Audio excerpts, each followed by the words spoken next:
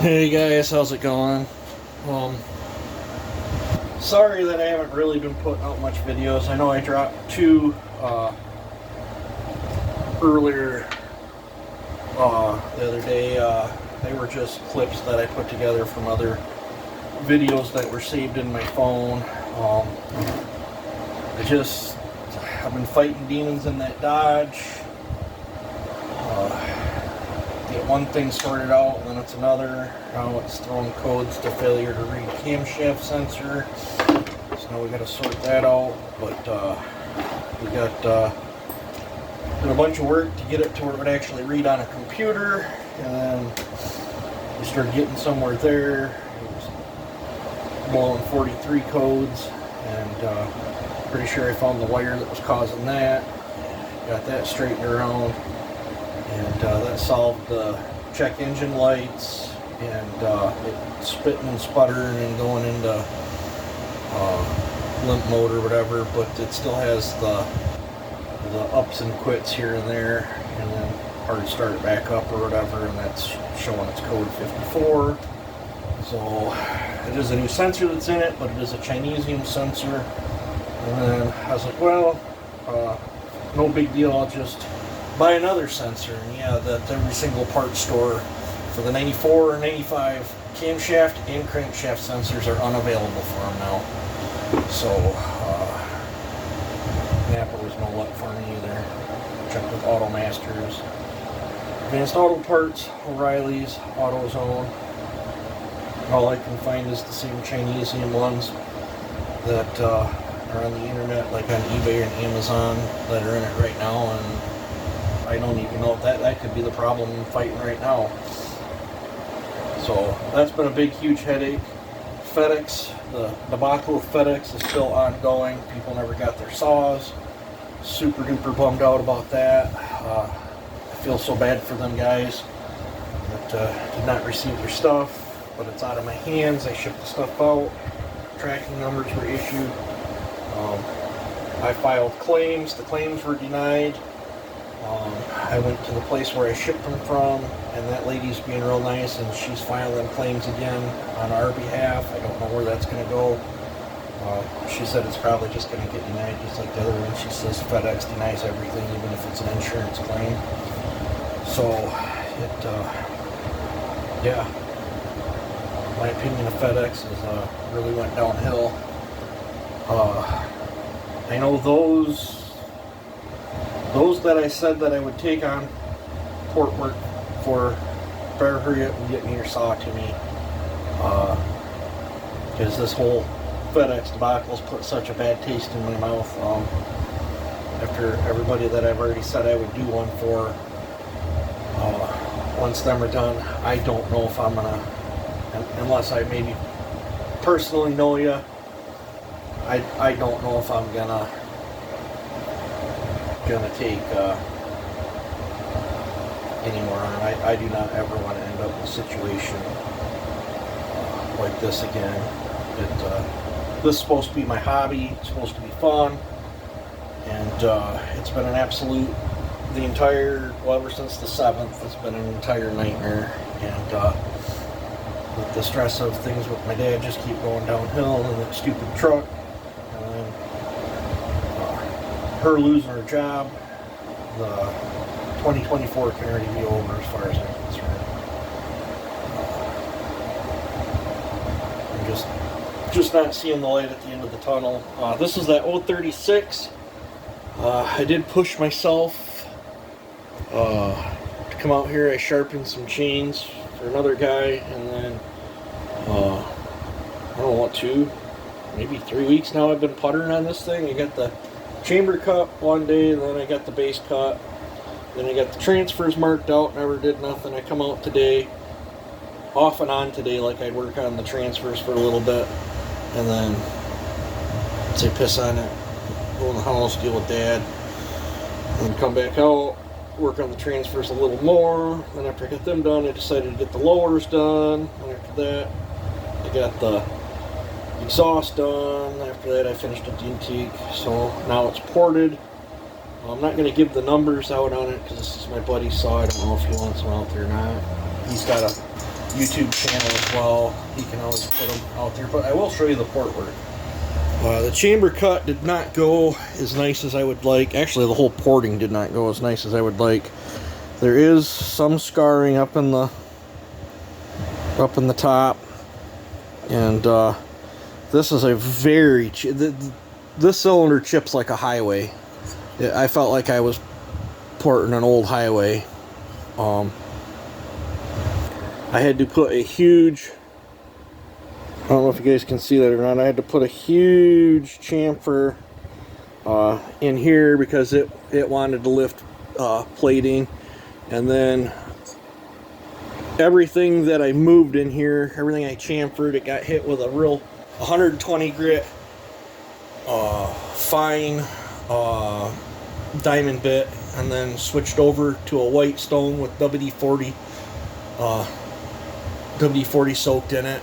Well, actually, I dipped it, rubbed it on my clay block and WD-40, and then went in and finished the transfers with that, or the chamfers on all that stuff with that. And then after that, 180 sandpaper, 320 sandpaper, then 600 sandpaper, and that's on every single chamfer in here. I don't know what I did with this other piston, but as far as I can see, I don't have any plating that's lifted up. I did a mellow lung in it, widened the transfers. There's a little bit of plating or whatever it is up in there. I don't need to move that area, so I didn't touch that. Same with, you'll see a little bit down here. I didn't, after the machine work, and I won't give out the details of the machine work, but you can see with the machine work, it took quite a bit off. Took quite a bit out, quite a bit off. Moved things around quite a bit. I did have to chamfer the piston. Well, speaking of piston, I got to pull that piston off, and I got to do my piston work yet to it, but I'm not even feeling that right now, so I'll probably make you guys this YouTube video, and then later tonight, so I gotta feed Dad supper yet. Later tonight, I will do the piston mods to it, lighten the piston, clean up the windows, all that good stuff, and then I should be good to go to start washing parts and put this thing back together. I don't have to do a muffler mod on it. It's got a bark box. He's got some massive dogs to this thing. I think they're freaking huge for a 36, but not my saw. I did pull the one off here because it was so big it was cocking everything sideways. So yeah, I'm trying to think. After this, I'll be jumping onto Curtis's 4910, and then I got to look at my buddy's weed whacker. I got to fix my weed whacker because I ain't weed whacked yet this year. I got the carburetor right here to fix my weed whacker. If I can get around to it, I should.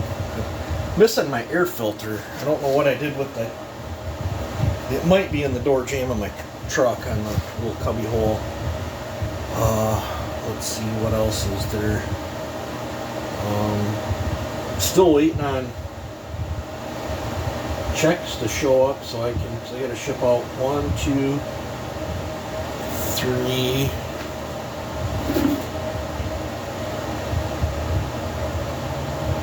4. I'm gonna ship out 4 saws that well, they said they'd buy them. Said, oh, 6 saws. 6 saws. I got 6 saws supposedly sold, but I haven't seen anything show up for them yet. So I don't know. Maybe I'll have to dig through my messages and find them. I got to call Steel. Guy dropped off a 500i that is mangled. I got to get him a price on parts. Might be putting that together. No port work or nothing. It's just that's just a repair. I didn't even really want to do it, but and then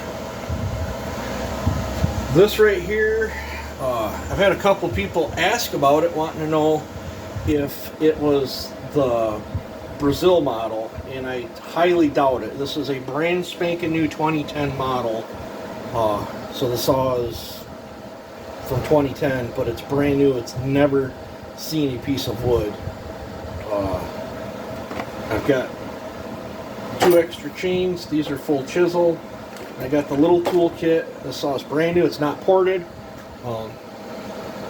He only took it out of the box and started it up for me to make sure that it ran good. I don't have the box for it no more because I used it to ship another thing. But it is a brand new saw. It's never seen wood. If anyone is interested in this, I would let that go for 500 bucks. It's brand new. It's a 353. It's 100% new. I don't know if I can show you the. I don't know if you guys can pick up the date tag, and they're behind the handle here. It says Husqvarna 353, and then it says serial number, which is S/N 2010. So and it still has the barcode on it, but this thing's only slung oil off the bar. It's never seen a piece of wood. I think 500 for that is the smoking deal. If I end up porting it, the price is going to go up. And that's stock price, 500 bucks. I tried to get my brother to buy it. He's cut wood with 251 steel, and this thing's miles ahead of a 251 steel. And but he wanted to be a crybaby, and he's like, I prefer steel, not Husqvarna. I don't know what to tell you. You're not going to go get a steel. I mean, what's a 261 going for? They're like 750 right now, maybe more than that. So thought it, cracks me up. But I'm sure that thing would pound the crap out of a 251. But let's see what else is there. I think that's about it. This was something I bought quite a while ago off eBay, and it finally showed up. It's rough. It's rough. I have a handle. The handle's ruined. It's missing the top cover, the side caps. It does pull over. They don't have the right rewind on it. This plastic piece that's below the air filter and this other plastic piece is broke. You snap the air filter, where the air filter snaps, the top cover snaps down in, so it needs, as far as I can tell visually, it needs handle rewind, pressure release, rubber piece, black piece, orange piece. And I picked it up because I thought I've got the other 3 cylinders. I got the 8.3 horse cylinder that we could throw on it. I have a bone stock, perfectly good used cylinder that I could throw on it. And I also have a brand spanking new cylinder that we could throw on it. But right now, as of my situation going on, it's just going to get stuffed over in the corner. I think I gave $314 for that on eBay. That was after shipping and tax. It was, well, she still had the job when I bought that. I thought it would have been a cool build to do bad stuff to. Maybe the piston swap and stuff. Seems all this stuff's all messed up anyway. We could have gotten creative with it and not hurt nothing. But I don't know. It's gonna get put on the back corner for now. Yeah, I got that whole pile of chains there I gotta sharpen up. I don't feel like doing that right now. I picked this out of the trash a while back. It had 2 batteries with it. I bought a battery charger for 20 bucks on eBay, and both batteries took a charge, so I got 20 bucks into that drill. Pretty stoked about that. But, my DeWalt crapped out quite a while ago, and I've been, for the cordless drill, I've been rocking that little thing, and then I've got 4 or 5 ear drills I've been bouncing between. But yep, so yeah, so 500 on that 353. It's brand new, and after that sells, I'll make my decision if I'm gonna get rid of that brand new built OE style 346 or my 50cc one, possibly my 550. I don't know. I know if push comes to shove right now, basically I'll end up getting rid of, I'll start getting rid of my Husqvarnas first, and 'cause I've already gotten rid of a lot of Steels, and then after that it'll be on to my Echoes if things don't straighten around. But yeah, I really hope I can get this truck straightened around. That this will take out there. Let me pause you. Alrighty, guys, this is the cam sensor plug, and according to that code that we're getting,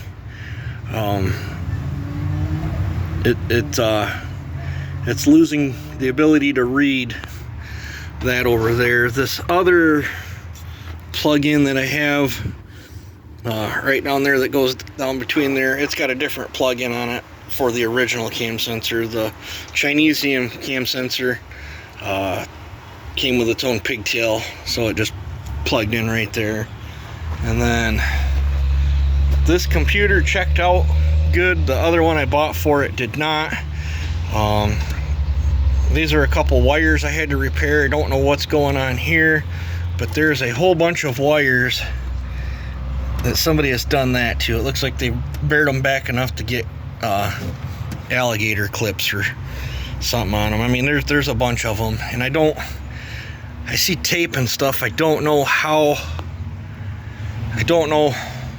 many more is like that, but I couldn't believe that this was all tucked back into the harness, and I could have had wires touching wires, and this is a bypassed one that was bad that we bypassed it. Like I said, we fixed one problem and then try to tackle another one, and right now, as far as I know, the only problem that we're having is the code 54, and I've checked continuity to the wires. We have that. The voltage is staying, well, it's supposed to be 8 volts on that orange wire, but it's staying right at 9. But from what the research we did, it could be as much as, or as low as 7. 8's what it's called for, but it's no more than 10 is what they're saying on there. But that could be as much as this stupid Chinesium sensor's crapping out when it gets warm, because it runs totally fine now that when it's cold. So yeah, I don't know. I've checked power from the cab, power from the ignition. I've been through everything there. Every dang sensor's been changed on it. I wanted to buy the sensor that actually fits the other harness where it doesn't have the pigtail on it, and the crankshaft sensor and the camshaft sensor is totally unavailable. 94, 95 is the only ones that it fits. The voltage, I guess, is different according to the Dodge forums or whatever. All the research I've done, the voltage is different on the newer ones. Sounds like the sensor will fit into the block, but how the computer reads it, I guess, is all different. So that's freaking amazing. Freaking leave it to Chrysler to obsolete something. How you supposed to keep your vehicle going? But I've jabbered on here enough. Sorry that I ain't been making no content. I was hoping to get that 36 done so we could test cut some of these logs up with it. I've not made it down to split any more wood. The guy that was supposed to buy this never showed up, so which I really don't care. I guess it doesn't matter. I really love the thing. I really don't want to get rid of it, but I just thought my situation right now, the money would be nice. So, I think I'm gonna have to get a chain or idler pulley for this. This was pretty rough. It's already doing a bang up job making my $55 belt look like poo. So, alright, I've blabbered on here enough. Hopefully things can get squared away and I can get back to making you guys some content. So, you guys take it easy.